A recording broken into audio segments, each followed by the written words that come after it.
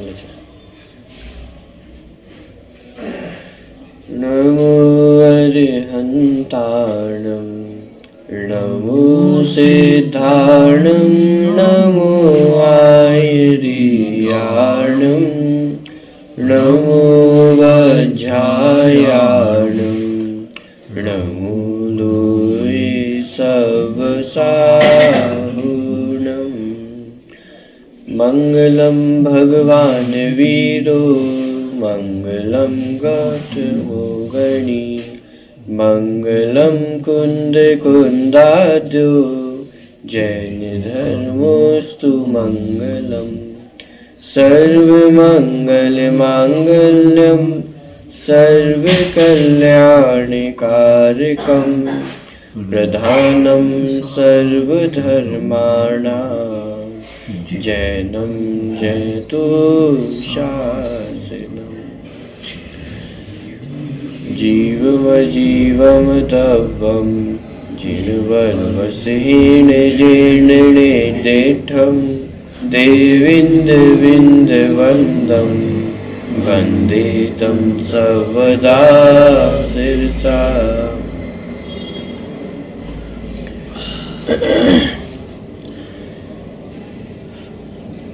मोक्ष द्रव्य संग्रह ग्रंथ के मोक्ष मार्ग अधिकार के जो अंतिम अधिकार है इस ग्रंथ का, उसकी चर्चा अपनी चल रही है।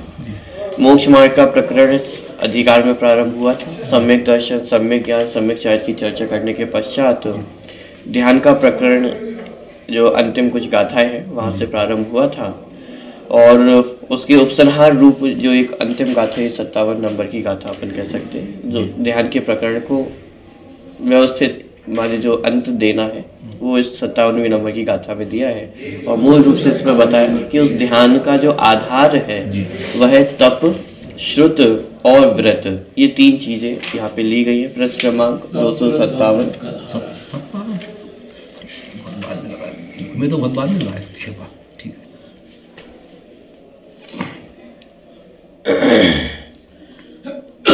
चलिए तो गाथा का पाठ एक बार यहाँ से करते हैं, फिर विषय की ओर आगे बढ़ेंगे। तब सुध बद्वम चेदा, तब सुध बद्वम चेदा, झाण हरह धुरम धरो हवे जम्हा, झाण धुरम धरो हवे जम्हा, झाण रह धुरम धरो हवे जम्हा। चलिए पुनः पढ़ते हैं। तब सुध बद्वम चेदा, तब सुध बद्वम चेदा, झाण हरह धुरम धरो हवे जम्हा, झाणम रे धुरं धरो हवे जम्हा, तमहा तत्तिर्णदा, तमहा तत्तिर्णदा, तल्लद्धिये सदा होह, तल्लद्धिये सदा होह। आगम पढ़े व्रत पाली आत्मी में बढ़े, ध्यान धुरंधर है सिद्धि करे, तीन धरे शिव रमणी बल।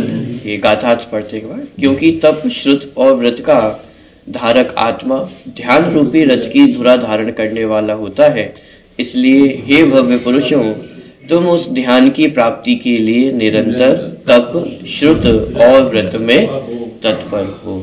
मूल रूप से ध्यान का जो आधार है उसे तीन आधार बताए गए हैं, तप, श्रुत और व्रत। ये तीन आधार हैं और इन तीन के माध्यम से जीव ध्यान को प्राप्त होता है, तप के माध्यम से, श्रुत के माध्यम से और व्रतों के माध्यम से।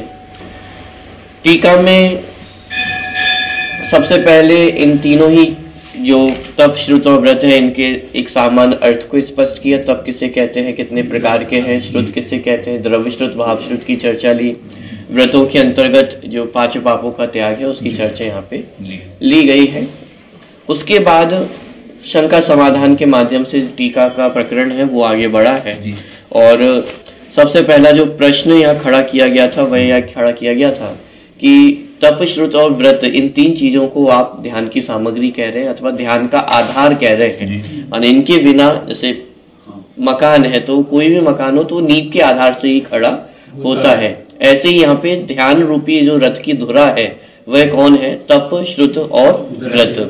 तो व्रत को लेकर के यहाँ पे प्रश्न खड़ा किया गया था कि व्रत तो शुभ भाव है और मोक्ष मार्ग में शुभ भाव तो बंध का कारण है, तो वह फिर मोक्ष मार्ग में सहायक कैसे हो सकता है? और आप तो उसे ध्यान का आधार कह रहे हैं, माने जिसके बिना ध्यान की प्राप्ति नहीं हो सकती है। तो ये प्रश्न वहां पे खड़ा किया गया था और उसका समाधान फिर वहां पे किया गया था कि जो व्रत है कि जैसे अव्रत त्यागने योग्य है वैसे ही व्रत भी वास्तव में मोक्ष मार्ग में तो त्यागने योग्य ही है।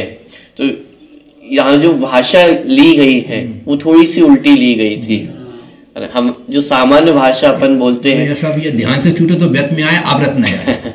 ध्यान से अगर छूटे तो व्रत में आए, अव्रत में न जाए। हमारी भाषा कैसे होती है कि अशुभ तो छोड़ना ही है लेकिन शुभ भी छोड़ना है, लेकिन यहाँ भाषा उल्टी है, ऊपर से शुभ छोड़ना है और अशुभ भी छोड़ना है। इस रूप की भाषा यहाँ पे ली क्योंकि प्रश्न व्रत को लेकर के खड़ा किया गया था। तो यहाँ पे कहा कि जैसे अव्रत त्यागनी, जैसे माने व्रत त्यागने योग्य है, चर्चा ली गई ना, व्रतों के त्याग की चर्चा ली गई है, तो से व्रत त्यागने योग्य है वैसे अव्रत भी त्यागने योग्य है। माने व्रत और अव्रत व्रतों को छोड़ के आगे नीचे अगर जाओ मोक्ष मार्ग में तो दोनों ही त्यागने योग्य है, लेकिन फिर वहां पे स्पष्ट किया था कि दोनों के त्यागने में अंतर है। जैसे अव्रतों का त्याग किया जाता है वैसे व्रतों का त्याग नहीं किया जाएगा। अव्रत को त्याग करके पहले व्रतों को अंगीकार करना और तत्पश्चात जब आत्म स्वरूप में स्थित होते हैं तो व्रतों का त्याग स्वयमेव हो जाता है। ये त्याग करने की प्रक्रिया, जैसे अव्रत त्यागने योग्य है वैसे व्रत भी मोक्ष मार्ग में त्याज्य ही है, क्योंकि वो भी शुभ भाव है और शुभ भाव बंध का कारण होने से मोक्ष के विपरीत स्वरूप है। बंध तत्व अलग है, मोक्ष तत्व अलग, दोनों अलग अलग तत्व हैं, दोनों एक दूसरे से विपरीत है। लेकिन यद्यपि व्रत बंध का कारण है लेकिन फिर भी जैसे अव्रतों का त्याग किया जाता है वैसे व्रतों का त्याग नहीं किया जाता है। तो पूरा प्रकरण यहाँ पे अपन ने पढ़ा था। उसके बाद इसी के अंतर्गत एक और चर्चा आई थी कि जो अहिंसादी महाव्रत हैं उन्हें भी एक देश व्रत की संज्ञा दी गई थी। याद आ रहा होगा आपको पूरा प्रकरण, क्यों एक देश व्रत कहा था महाव्रतों को भी? यहाँ पे मोक्ष मार्ग में वो सहायक नहीं है।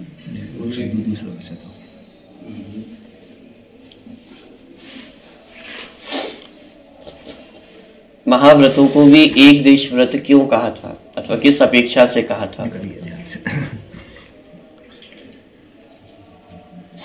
अच्छा, महाव्रत को महाव्रत क्यों कहते हैं? यहाँ पे त्याग की तो है, ग्रहण करने की शक्ति तो त्याग नहीं है। बहुत बढ़िया। माने जो महाव्रत है 258 बता रहे प्रश्न क्रमांक 260 महाव्रत को एक देश व्रत इसलिए कहा क्योंकि महाव्रत में यद्यपि पाप से तो पूर्णतः निवृत्ति है लेकिन शुभ में अभी प्रवृत्ति है। तो इस एक देश प्रवृत्ति की अपेक्षा महाव्रत को भी एक देश व्रत की संज्ञा दी गई है। तो फिर एक देश व्रत है तो फिर इसे महाव्रत क्यों कहा जाता है?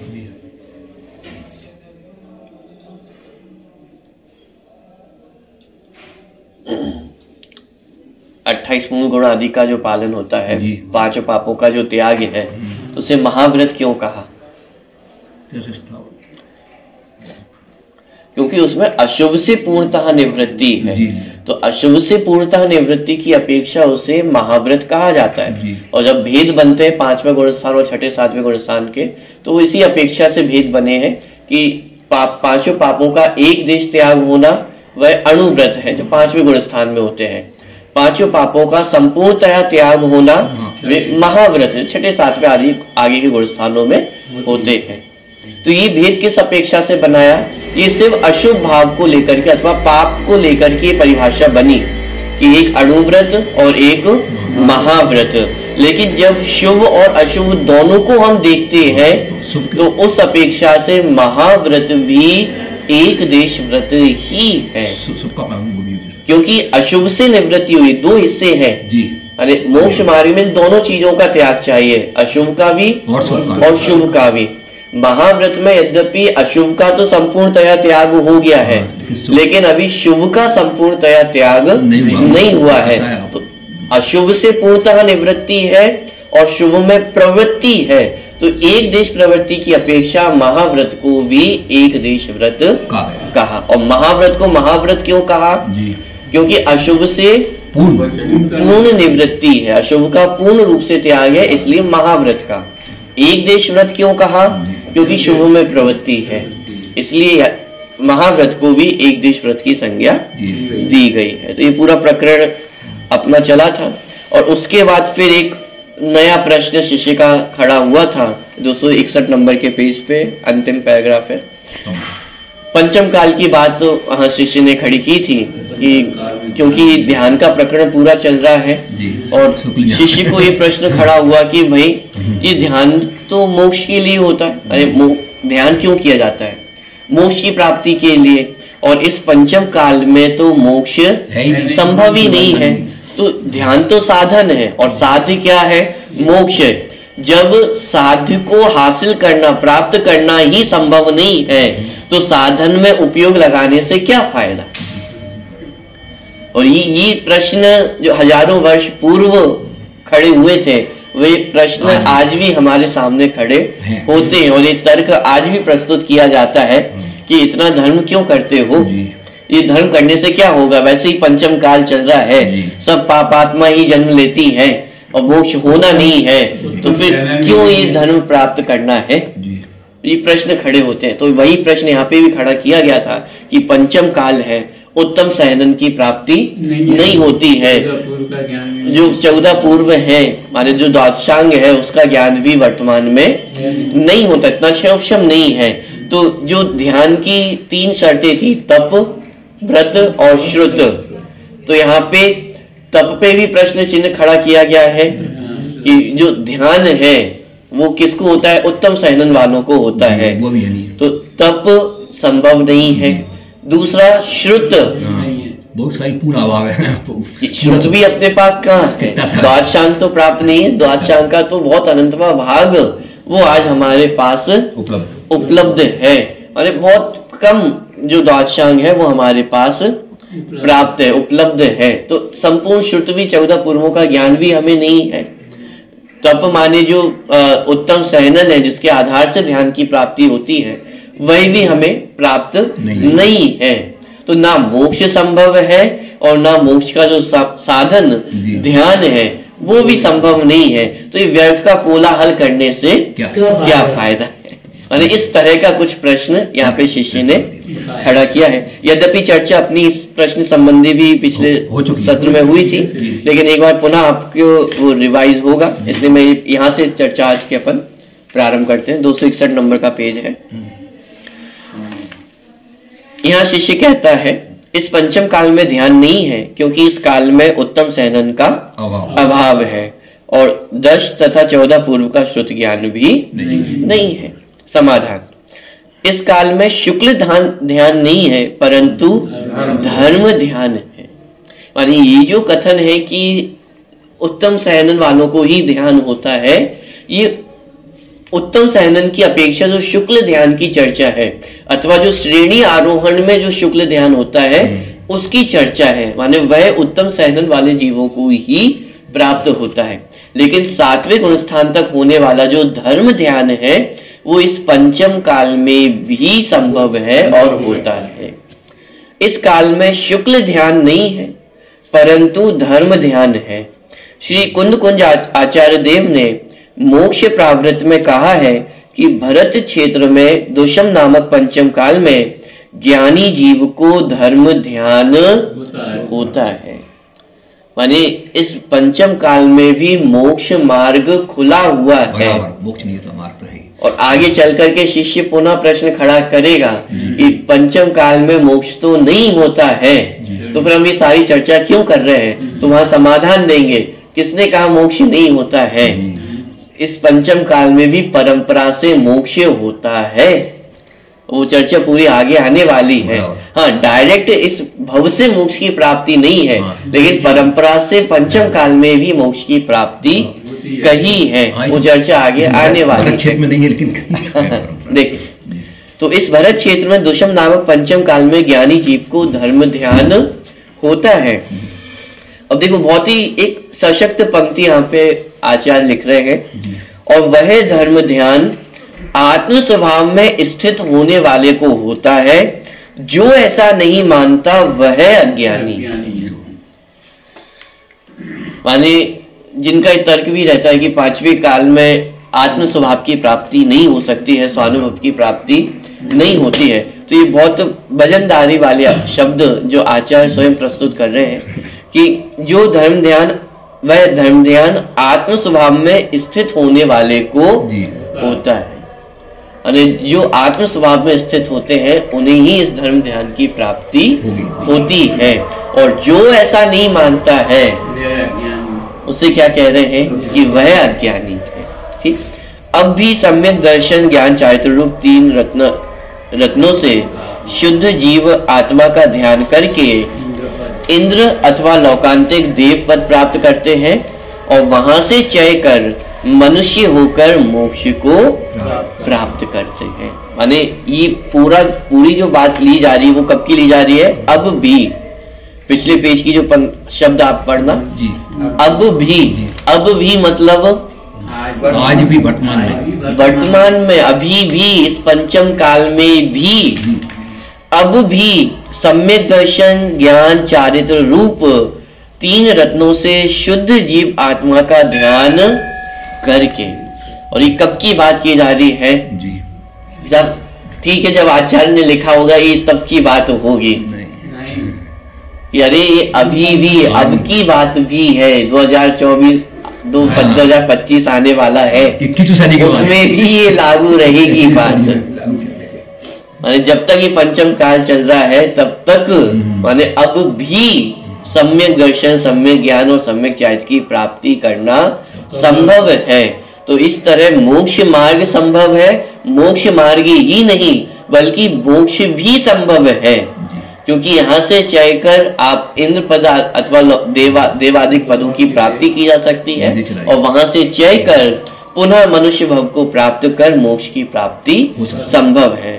तो ये पूरी चर्चा इस पंचम काल की ही चल रही है, अभी की बात चल रही है। और इस अभी के प्रकरण में 3 चीजों को ध्यान का आधार कहा जा रहा है, व्रत, तप, श्रुत और व्रत। ये तीनों पंचम काल में होते हैं, और जिसको भी अपना मोक्ष मार्ग साधना है तो तप, श्रुत और व्रत के आधार से ही वह ध्यान सधता है और मोक्ष मार्ग सधता है। इससे एक और बात का निषेध हो गया कि ये जो एक परंपरा चली है कि भाई जो आगम है अथवा जो अध्यात्म है वह सिर्फ एक निश्चित वर्ग ही उसका अध्ययन कर सकता है, हम श्रावक आदि उसका अध्ययन करने के योग्य नहीं है। तो ऐसा भी नहीं है, क्योंकि ध्यान की सामग्री ही किसे कहा जा रहा है? तप, श्रुत और व्रत। तप, श्रुत और व्रत। तो ये श्रुत भी उतना ही महत्वपूर्ण है। माने बिना श्रुत के हमें ध्यान की प्राप्ति हो जाए कि ये संभव नहीं है।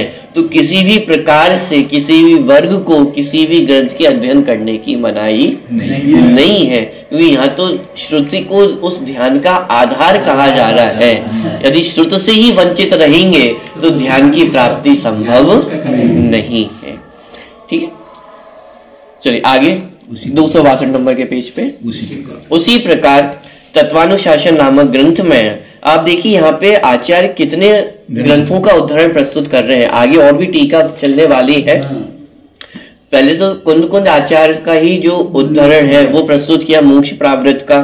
उसके बाद अगले और आगे के पेजों पे बहुत सारे उदाहरण प्रस्तुत करने वाले हैं। रत्नकर्ण सावकाचार्य जी का, नियम सार जी ग्रंथ के बहुत से उदाहरण और मूलाचार ग्रंथ के। माने जो प्रमाणिकता, जो आचार्य जो भी बात कर रहे हैं वो उसको प्रमाणिकता देने के लिए यानी इतने उद्धरणों का वर्णन यहाँ पे कर रहे हैं। देखिए यहाँ पे तत्वानुशासन नामक ग्रंथ में गाथा 63 में कहा है कि इस समय पंचम काल में जिनेन्द्र देव शुक्ल ध्यान का निषेध करते हैं, परंतु श्रेणी आरोहण से पूर्ववर्ती धर्म ध्यान का अस्तित्व बताया है। मानी मूल जो प्रमाण है आचार्य वे प्रस्तुत कर रहे हैं कि जगह जगह पर आचार्यों ने भी इस बात का वर्णन किया है, कुंद कुंद आचार्य हो चाहे तत्वानुशासन ग्रंथ में हो इत्यादि अनेक प्रकार के ग्रंथों में वर्णन उल्लिखित है कि ध्यान संभव है। और इस पंचम काल में भी शुक्ल जो निषेध किया गया है वह शुक्ल ध्यान का निषेध है, धर्म ध्यान का निषेध नहीं है। तथा जो ऐसा कहा है कि उत्तम सहनन का अभाव होने से ध्यान नहीं होता है वह उत्सर्ग वचन है। अपवाद रूप व्याख्यान से तो उपशम श्रेणी और छपक श्रेणी में शुक्ल ध्यान होता है और वह उत्तम सहनन से ही होता है, परंतु अपूर्व करण 8वें गुणस्थान से नीचे के गुणस्थानों में जो धर्म ध्यान होता है वह पहले 3 उत्तम सहननों का अभाव हो तो भी अंतिम 3 सहननों में भी होता है। यह भी उसी तत्वानुशासन ग्रंथ में गाथा 84 में कहा है, वज्र काय वाले को ध्यान होता है। ऐसा आगम का वचन उपशम और छपक श्रेणी के ध्यान की अपेक्षा से कहा है। यह वचन नीचे के गुणस्थान में धर्म ध्यान का निषेधक नहीं है।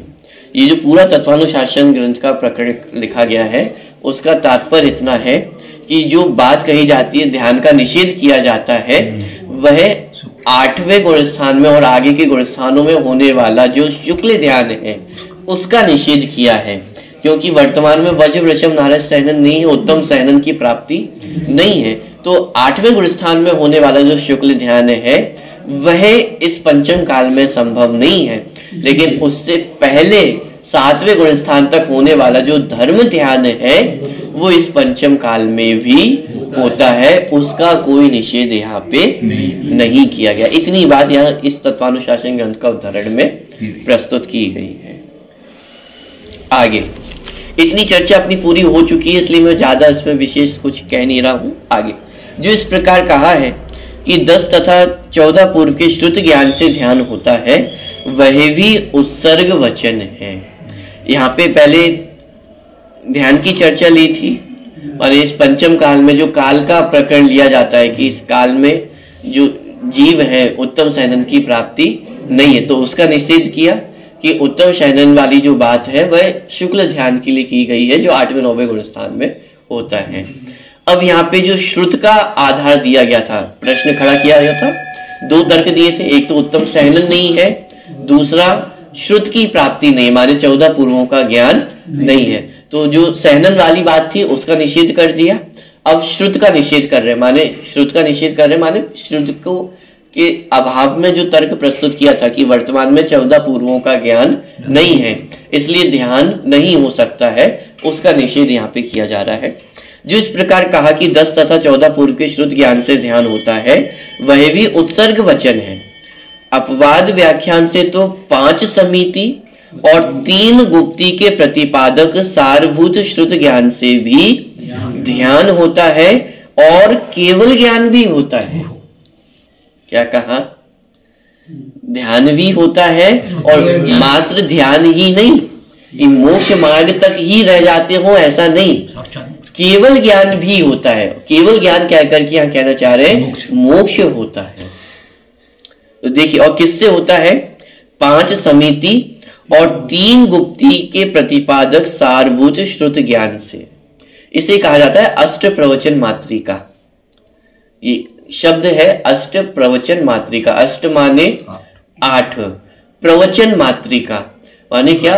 प्रवचन माने प्रकृष्ट वचन अथवा दिव्य ध्वनि में जो ये बातें आई है। तो कौन सी? 5 समिति और 3 गुप्ती, माने मोक्ष मार्ग में यदि कम से कम ज्ञान भी हो तो कितना ज्ञान चलता है कि 5 समिति और 3 गुप्ती, इतना ज्ञान भी यदि है तो जीव मोक्ष मार्ग में, मोक्ष मार्ग तो क्या केवल ज्ञान तक की प्राप्ति हो सकती है। और इसका उदाहरण शिवभूति मुनिराज का यहाँ पे प्रस्तुत भी करने वाले हैं।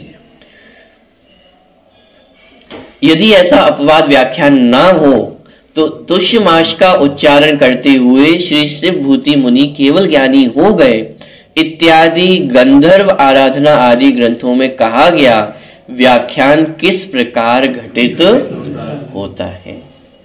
प्रश्न, श्री शिवभूति मुनि 5 समिति और 3 गुप्तियों का प्रतिपादन करने वाले द्रव्य श्रुत को जानते थे और भाव श्रुत उन्हें पूर्ण रूप से था। अब देखो यहाँ पे क्या प्रश्न खड़ा किया जा रहा है,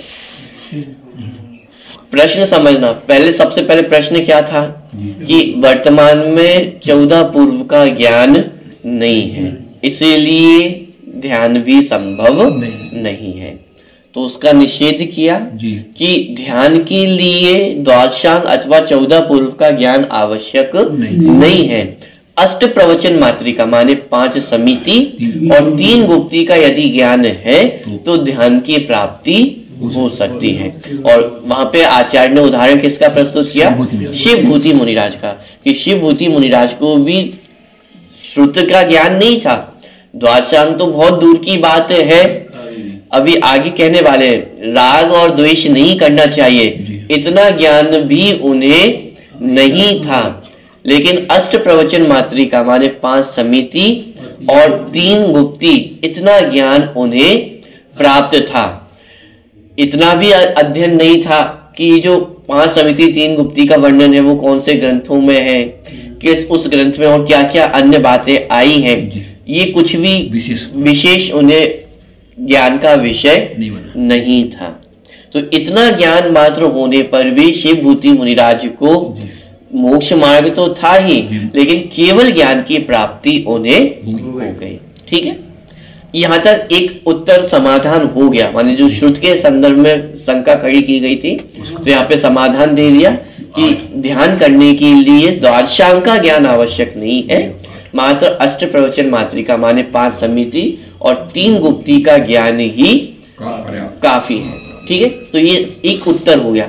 अब यह शिष्य शिव भूति मुनिराज को लेकर के ही एक दोबारा प्रश्न खड़ा कर रहा है कि आपने जो कहा कि शिव भूति मुनिराज को 5 समिति और 3 गुप्तियों का ज्ञान था, तो यही शिष्य प्रश्न खड़ा कर रहा है कि 5 समिति और 3 गुप्ती को वर्णन करने वाला जो द्रव्य श्रुत है उसका ज्ञान भी शिव भूति मुनिराज को होना चाहिए। ये शिष्य प्रश्न खड़ा कर रहा है, क्योंकि शिष्य का तर्क तो ये है ना कि 14 पूर्वों के ज्ञान के बिना ध्यान संभव नहीं है। और आचार्य ने उदाहरण दिया शिव भूति मुनिराज का कि उन्हें द्रव्य श्रुत का ज्ञान नहीं था तो भी उन्हें केवल ज्ञान की प्राप्ति हो गई।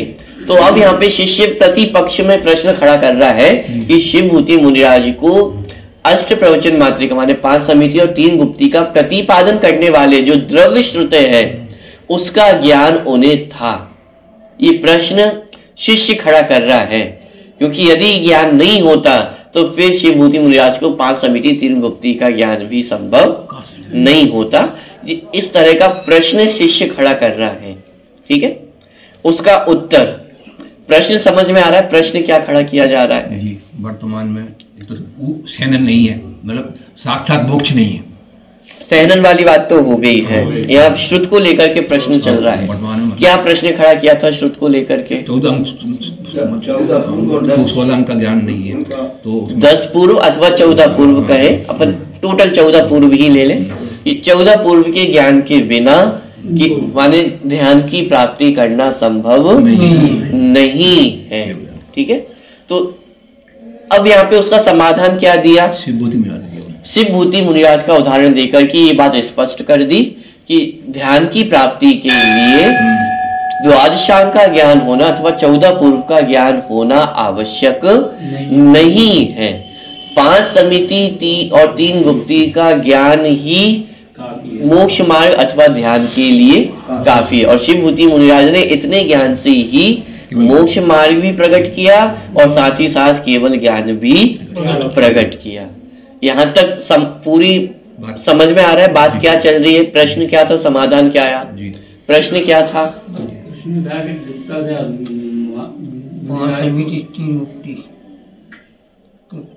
प्रश्न क्या है? 14 अंक मतलब 11 अंक 14 पूर्व का वर्तमान में ज्ञान नहीं है, तो कैसे अपन केवल ज्ञान की प्राप्ति कर सकते हैं या मोक्ष को प्राप्ति कर सकते हैं? बढ़िया प्रश्न ये है कि वर्तमान में द्वादशांग का ज्ञान तो नहीं है, और द्वादशांग का ज्ञान नहीं है इसका मतलब ध्यान की प्राप्ति भी नहीं हो सकती है। ये शिष्य का प्रश्न। समाधान क्या दिया?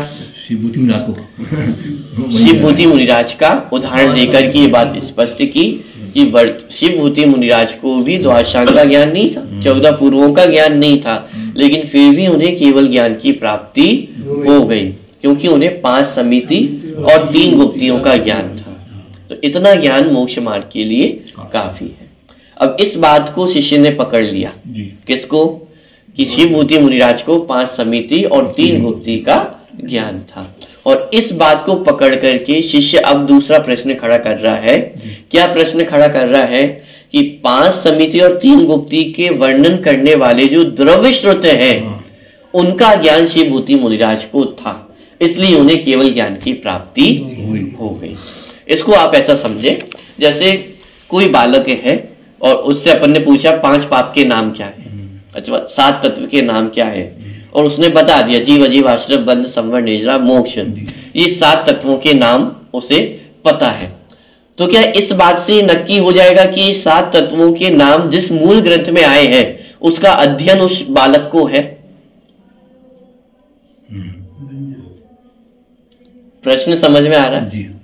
किसी बच्चे से आपने 5 पाप के नाम पूछे और उसने 5 पापे के नाम बता दिए, तो क्या इससे ये सिद्ध हो जाता है कि उस बालक को वो जो ग्रंथ, मूल जो ग्रंथ है जिसके आधार से 5 पापों के नाम याद हुए हैं उसका ज्ञान भी उस बालक को है?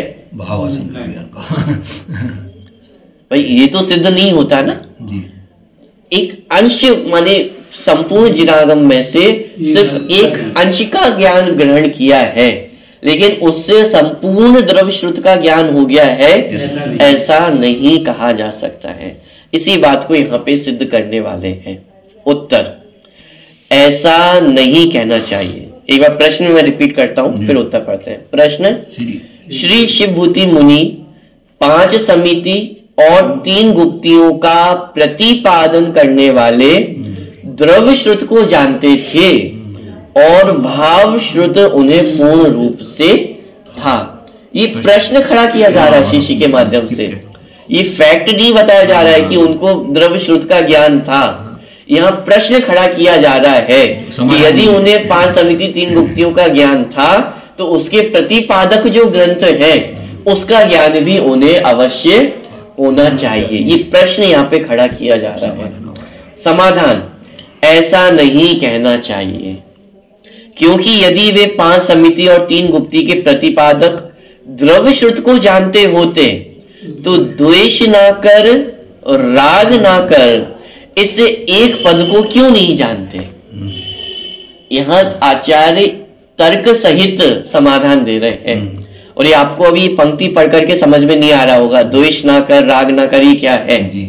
इसका आप संस्कृत वर्जन पढ़े, ऊपर से तीसरी पंक्ति है, मिला? मारुस मातुस, मिला? मारुस मातुस, दिख गया? ऊपर से संस्कृत में इधर, हाँ सबसे ऊपर तीसरी पंक्ति स्टार्टिंग में है, मारुस मातुस। ये शब्द पढ़ करके आपको कुछ याद आ रहा है? मतलब नाराग करना जी उसका माँ। शिवभूति मुनिराज की जब हम कथा पढ़ते हैं तो ये मारुष और मातुष ये शब्द उनको कहे जाते हैं, और वहां ये बताया जाता है कि शिवभूति मुनिराज को मारुष मातुष इन पदों का भी अर्थ ख्याल में नहीं आ रहा होता है। फिर जब वो विहार करते हैं तो पूरी जो कहानी है कि वो छिलके को अलग करते हुए देखते हैं तो उन्हें मारुष मातुष का अंतर समझ में नहीं आता है, लेकिन तुस मास भिन्नम, दाल भिन्न छिलका भिन्न जी, दाल अलग है और छिलका अलग है, इतना समझ में आ जाता है। तो ये वो जो कहानी है मारुष मातुष की, और ये तुस मास भिन्नम कैसे हो गया? तो ये मारुष मातुष से तुस मास भिन्नम हुआ कि मूल में तो शब्द थे मारुष मातुष, माने ना राग कर ना द्वेष करो, ये मूल आगम वचन। शिवभूति मुनिराज को इनका अर्थ भी ख्याल में नहीं आ रहा था, तो विहार करते करते उन्हें दृश्य दिखाई दिया, छिलके अलग करते हुए वो जो प्रोसेस दिखाई दी, तो उससे इतना समझ में आ गया कि तुस मास भिन्नम, तुष अलग है और हमारे दाल अलग है, छिलका अलग है। तो यहां से वो शब्द बने तुष मास भिन्नम। कहां से? मारुष तुष से। कि उन्हें ये समझ में नहीं आ रहा था, लेकिन तुस मांस बिंदम इतना समझ में आ गया कि दाल अलग है, छिलका अलग है, ऐसे ही आत्मा अलग है और राग द्वेष माने जितने विकार है वो सब अलग है। इससे भाव आसान हो गया। ये वो पूरी कहानी, और इस कहानी के आधार से आचार्य तर्क दे रहे हैं कि यदि शिवभूति मुनिराज को द्रव्य श्रुत का ज्ञान होता तो फिर उन्हें मारुष और मातुष माने ना राग कर ना द्वेष कर इसका ज्ञान क्यों नहीं होता। इन पदों का अर्थ भी उन्हें ख्याल में होना चाहिए था ना। तर्क समझ में आ रहा है, प्रकरण समझ में आ रहा है, क्या प्रकरण चल रहा है। देखिए, ऐसा नहीं कहना चाहिए, क्योंकि यदि वे 5 समिति और 3 गुप्ती के प्रतिपादक द्रव्य श्रुत को जानते होते तो द्वेष ना कर राग ना कर इस एक पद को क्यों नहीं जानते। अतः ज्ञात होता है कि उनको 5 समिति और 3 गुप्ती रूप 8 प्रवचन मात्र प्रमाण ही भाव श्रुत ज्ञान था और द्रव्य श्रुत कुछ भी नहीं था। तो ये बात क्यों स्पष्ट की जा रही है? ये बात इसलिए स्पष्ट की जा रही है क्योंकि जीव छल ग्रहण कर लेता है कि ध्यान के लिए द्वादशांग का ज्ञान अथवा 14 पूर्व का ज्ञान आवश्यक है, और चूंकि पंचम काल में तो द्वादशांग उपलब्धि ही नहीं है इसलिए ध्यान नहीं हो सकता है, और ध्यान हो नहीं सकता है तो व्यर्थ में ध्यान की बातें क्यों करना। लिंक समझ में आ रही है? जी जी। ये प्रकरण क्यों यहाँ पे हम पढ़ रहे हैं? यहाँ पे सिद्ध किया जा रहा है कि ध्यान से बचने के यदि आप तर्क देते हो तो वो किसी भी काम के नहीं है। आपने सहनन का तर्क दिया कि साहब उत्तम सहनन नहीं है इसलिए ध्यान नहीं हो सकता है, उसका निषेध कर दिया कि धर्म ध्यान की प्राप्ति जो जघन्य सहनन है उन जीवों को भी प्राप्त हो सकती है, और कब? चौथे काल में नहीं, इस पंचम काल में अब भी शब्द आचार्य के अब भी उस ध्यान की प्राप्ति हो सकती है। धर्म ध्यान अब भी संभव है, मोक्ष मार्ग भी संभव है, और यहां तो इतने स्पष्ट शब्दों में कहा केवल ज्ञान भी संभव है। आगे कहेंगे परंपरा से केवल ज्ञान माने मोक्ष की प्राप्ति भी हो सकती है। ठीक है, तो अब भी माने इस पंचम काल में भी। फिर दूसरा तर्क दिया ये साहब श्रुत का ज्ञान नहीं माने द्वादशांग नहीं है, पूर्व नहीं है, तो बिना उसके हम ध्यान की प्राप्ति कैसे करें।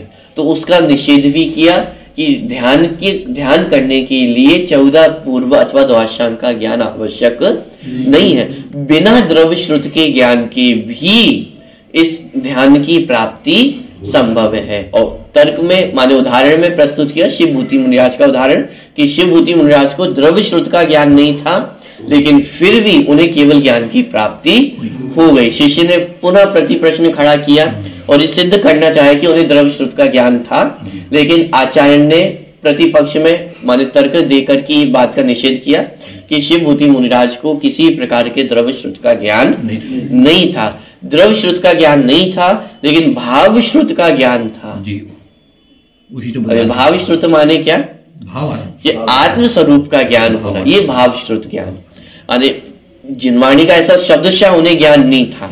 आज आपको हो सकता है कदाचित कितनी गाथाएं याद हो, कितनी पाठ याद होंगे, और कुछ नहीं तो रमोकार मंत्र तो हम सबको याद है ना, लेकिन शिवभूति मुनिराज को रमोकार मंत्र भी याद नहीं था। यानी द्रव्य श्रुत का रंच मात्र भी उन्हें ज्ञान नहीं था, लेकिन बिना द्रव्य श्रुत के ज्ञान के भी उन्होंने केवल ज्ञान की प्राप्ति की क्योंकि उन्हें भाव श्रुत ज्ञान था। एक भाव। तो इसलिए आपका ये जो तर्क है कि साहब वर्तमान में तो द्वादशांग उपलब्ध नहीं है इसलिए मुझे ध्यान की प्राप्ति नहीं हो सकती है, ऐसा तर्क देना उचित नहीं है। निज की कमजोरी है, हमारी कमजोरी है। ठीक है, देखिए अतः ज्ञात होता है कि मिला, अतः ज्ञात होता है कि उनको अर्थात शिवभूति मुनिराज को 5 समिति और 3 गुप्ती रूप 8 प्रवचन माता प्रमाण ही भाव श्रुत ज्ञान था और द्रव्य श्रुत कुछ भी नहीं था। मतलब 5 समिति और 3 गुप्ती का ज्ञान था। इसका मतलब क्या कि इसका मतलब ये है कि उन्हें आत्म स्वरूप का ज्ञान था। 5 समिति 3 गुप्ती में भी जो उसका द्रव्यश्रुत वाला पक्ष है उसका उन्हें विशेष ज्ञान कुछ नहीं था, लेकिन भावश्रुत माने आत्म स्वरूप में स्थिरता रूप जो भावश्रुत ज्ञान था वह उन्हें था। तो इस बात से दोनों चीजें सिद्ध हो गई। एक तो ध्यान के लिए श्रुत आधार है, तो श्रुत 2 प्रकार का है, द्रव्य श्रुत, भाव श्रुत।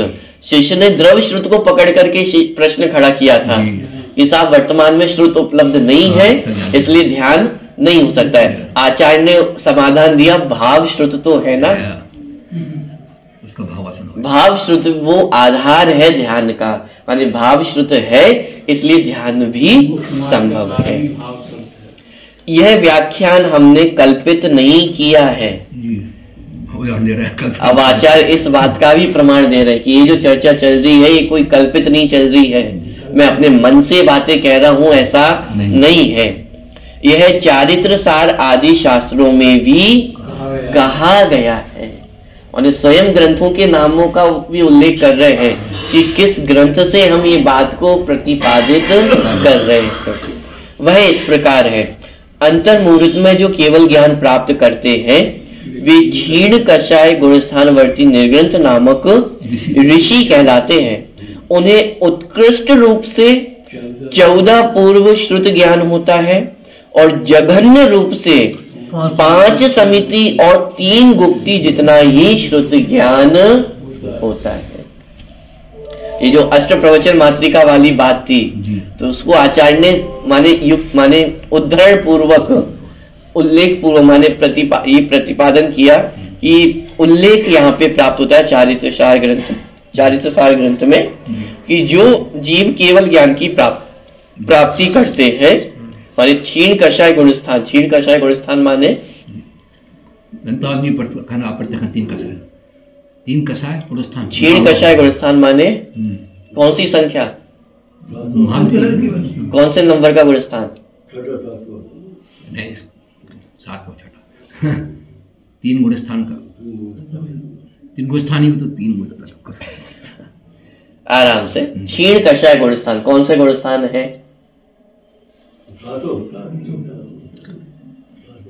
छठा गुणस्थान का नाम क्या है? प्रमत्त। 7वें का अप्रमत्त। 8वें का अपूर्व करण। 9वें का अनिवृत्ति करण। 10वें का सूक्ष्म सांप्राय। 11वें का उपशांत मोह और 12वें का क्षीण मोह अथवा क्षीण कषाय। तो ये क्षीण कषाय माने 12वें गुणस्थान की बात चल रही है। ठीक है। अंतर मुहूर्त में जो केवल ज्ञान प्राप्त करते हैं वे क्षीण कषाय गुणस्थान वर्ती निर्ग्रंथ नामक ऋषि कहलाते हैं। उन्हें उत्कृष्ट रूप से 14 पूर्व श्रुत ज्ञान होता है। मानी 12वें गुणस्थान वाले मुनिराजों की बात चल रही है। 12वें गुणस्थान में जो मुनिराज होते हैं उन्हें उत्कृष्ट रूप से यदि ज्ञान हो तो कितना ज्ञान हो सकता है?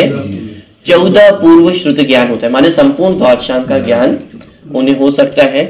और जघन्य रूप से यदि कम से कम ज्ञान हो तो 5 समिति और 3 गुप्ती जितना ही श्रुत ज्ञान होता है। यदि दोनों के उदाहरण देखना चाहें तो लोएस्ट का सिद्धभूति मुनिराज हो गए, लोएस्ट के सिद्धभूति मुनिराज हो गए जिन्हें 5 समिति और 3 गुप्ती का ज्ञान था। और हाईएस्ट के उदाहरण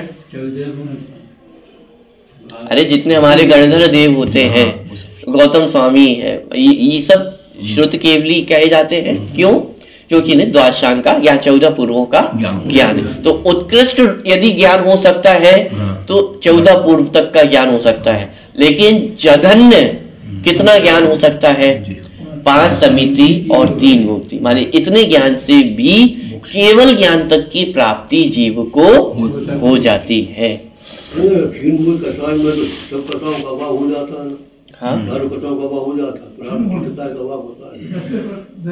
3 कषाय का मैंने कहा कषायों की तो ये हमने चर्चा ही दी की है। 12वें गुणस्थान में संपूर्ण कषायों का अभाव हो गया है। हाँ? 11वें गुणस्थान में उपशम हो रहा है कषायों का और 12वें गुणस्थान में संपूर्ण कषायों का अभाव हो जाता है, इसलिए गुणस्थान का नाम वो क्षीण कषाय गुणस्थान कहा। प्रकरण तो ये चल रहा है कि जो क्षीण कषाय गुणस्थान में माने 12वें गुणस्थान में जो मुनिराज हैं उन्हें अधिक से अधिक कितना ज्ञान हो सकता है, कम से कम कितना ज्ञान हो सकता है। तो अधिक से अधिक 14 पूर्व तक का ज्ञान हो सकता है और कम से कम अष्ट प्रवचन मात्रिका माने 5 समिति और 3 गुप्ती का ज्ञान हो सकता है। और इतने ज्ञान से ही जीव केवल ज्ञान की प्राप्ति कर लेते हैं। उसके उदाहरण है शिवभूति मुनिराज। और ये बात कल्पित नहीं है, माने अपनी कल्पनाओं से नहीं की जा रही है, प्रॉपर यहाँ पे ग्रंथ का नाम उल्लेख किया, चारित्र सार ग्रंथ से उन्होंने ये प्रकरण लिया है और उसके उद्धरण से ये प्रस्तुत कर रहे हैं कि ये बात मूल रूप से वहां पे लिखी हुई है कि जो जीव केवल ज्ञान की प्राप्ति करते हैं उन्हें अधिक से अधिक इतना ज्ञान होता है और कम से कम यदि होगा तो अष्ट प्रवचन मात्रिका का ज्ञान होता है और उससे भी उन्हें केवल ज्ञान की प्राप्ति हो जाती है। उद्धरण यहाँ पे क्यों प्रस्तुत किया जा रहा है? अंतिम प्रश्न, चर्चा यहीं तक रखते हैं। ये पूरी बात क्यों की जा रही है? अपने पुरुषार्थ को जगाने के लिए, कमजोरी को मिटाने के लिए, पुरुषार्थ को जगाने के लिए।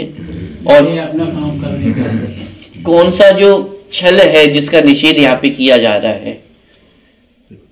किस गलत मान्यता का यहाँ पे निषेध किया जा रहा है?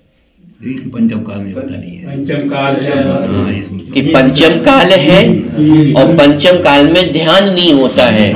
क्यों नहीं होता है? उसके 2 तर्क, एक तो उत्तम सहनन नहीं है और दूसरा श्रुत का ज्ञान नहीं है। तो उत्तम सहनन वाली बात का भी निषेध किया। वो जो उत्तम सहनन वाली बात है वह 8वें गुणस्थान से ऊपर के गुणस्थानों की चर्चा है। 7वें गुणस्थान तक तो धर्म ध्यान होता है, इसलिए आपका जो तर्क है वह उचित नहीं। ध्यान हो सकता है, सहनन में उसकी कोई समस्या नहीं है। हमारे पास जो सहनन है उससे भी धर्म ध्यान की प्राप्ति हो सकती है। सरल शब्दों में कहूं तो हमारे पास जो सहनन है उससे भी 7वां गुणस्थान हमें प्राप्त हो सकता है, मुनि अवस्था प्राप्त हो सकती है, ध्यान प्राप्त हो सकता है, मोक्ष मार्ग हमें प्रारंभ माने मोक्ष मार्ग की प्राप्ति हमें हो सकती है।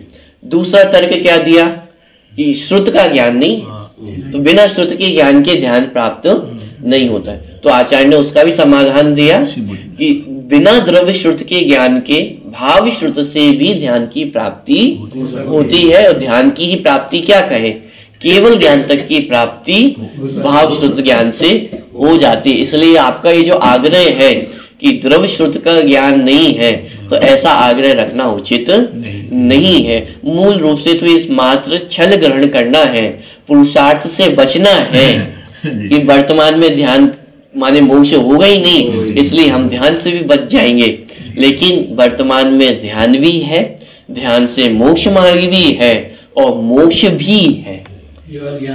आगे चर्चा आने वाली है और बिल्कुल स्पष्ट शब्दों में कहेंगे। शिष्य प्रश्न करेगा कि मोक्ष तो नहीं होता ना, आप इतनी चर्चा कर रहे हो, इतना हुआ पोह कर रहे हो, लेकिन एक बात बताओ, मोक्ष तो नहीं होता ना इस काल में? तो आचार्य स्पष्ट उत्तर देंगे कि परंपरा से मोक्ष भी होता है। इसलिए कोई भी यदि तर्क आप दे रहे हो इस चीज से बचने के लिए तो वो उचित नहीं। इसलिए बुद्धि पूर्वक अपना उपयोग तप, श्रुत और व्रत में लगाना चाहिए। जितना हमारे पास श्रुत उपलब्ध है, और यहाँ पे भी छल ग्रहण नहीं करना कि बिना द्रव्य श्रुत के मात्र भाव श्रुत से काम चल जाएगा। तो ये छल ग्रहण नहीं करना, तो फिर हम जिनवाणी क्यों पढ़े? ये छल भी यहाँ से ग्रहण करके नहीं जाना। ठीक है, चलिए। समय अधिक इसलिए लिया है क्योंकि कक्षा हमारी लेट ही प्रारंभ हुई थी। 8:45 का तो समय है और 8:45 के भी बहुत ऊपर हमारी कक्षा प्रारंभ हुई थी। दुकानदारी